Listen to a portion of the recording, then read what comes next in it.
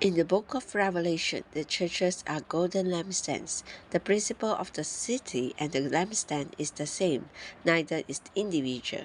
Both are corporate. The lampstand, like the city, is not an individual believer, but the church. If you are outside the church, you are not a part of the lampstand. In order to be part of the lampstand, you must be built into the local church. The local church, which is the lampstand, is likened by the Lord to a builded city set on the top of a mountain. If we are built up in our locality, we shall be on the mountain top. But if we are scattered, separated, and divided, we shall be in a low valley. In every locality, there must be just one lampstand, one city situated on a mountain. For this, we must keep the unity and remain one entity, a corporate body. Then we shall be able to shine. But if we are divided, we are finished with the shining. There's no shining in Christianity today because it is so divided. There are many divisions in Christianity.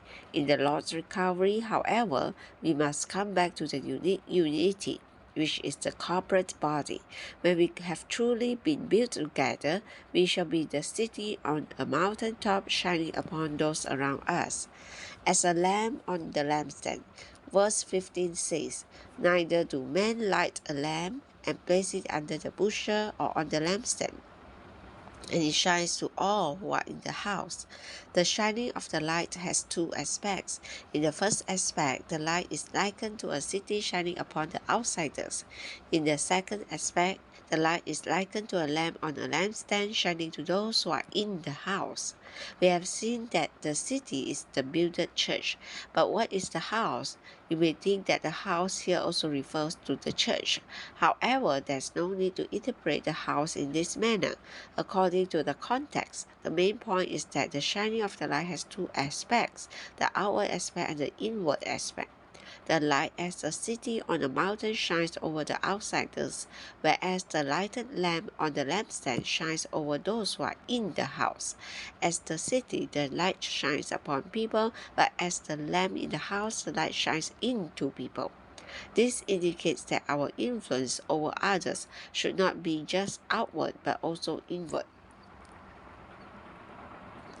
In order to shine upon others outwardly, we need to be built up, but to shine upon others inwardly, we need to be without any covering. As the light on the mountain, the light cannot be hidden, and as the lamp on the lampstand, the light should not be hidden. In verse 15, the Lord speaks about placing the lamp under the bushel. A lighted lamp placed under the bushel cannot shine out its light. The kingdom people, as the lighted lamp, should not be covered by the bushel, an item pertaining to eating, a matter which causes anxiety. We should never be covered by the bushel. Rather, we must be on the lampstand. The Lord wisely spoke about not being covered by a bushel.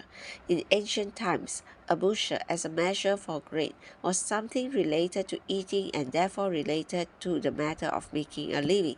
Thus, hiding the lamp under the bushel indicates anxiety concerning our living. If we Christians are anxious about our living and concerned about how much money we are making, this anxiety will become a bushel covering our light. The kingdom people firstly exercise an influence upon people outwardly from the outside. However, we still need to influence them from within. When the church as a whole lives together as a city on the mountain top, those surrounding it will be under the shining of such a builded church. But this is merely the shining from the outside. The church also needs to exert another kind of influence, the influence of the inner shining that gets into people. Thus, the city on the mount signifies the shining from outside, and the lamp in the house signifies the shining from inside. Our shining must not be only the outside the people, but also inside them. In order to shine upon others outwardly, we must be built as a city on the mountaintop. But in order to shine upon them inwardly, we need to come out from under our covering. This indicates that the kingdom people live without anxiety and the care for their existence. They care only for Christ and the church. Day after day, they are happy people. the praising people, the hallelujah people. When our neighbors, relatives, and classmates contact us, they can sense that we have no anxiety. We are not worried about our living, about what we shall eat or what we shall put on. Day after day, morning and night, the kingdom people care only for Christ and the church.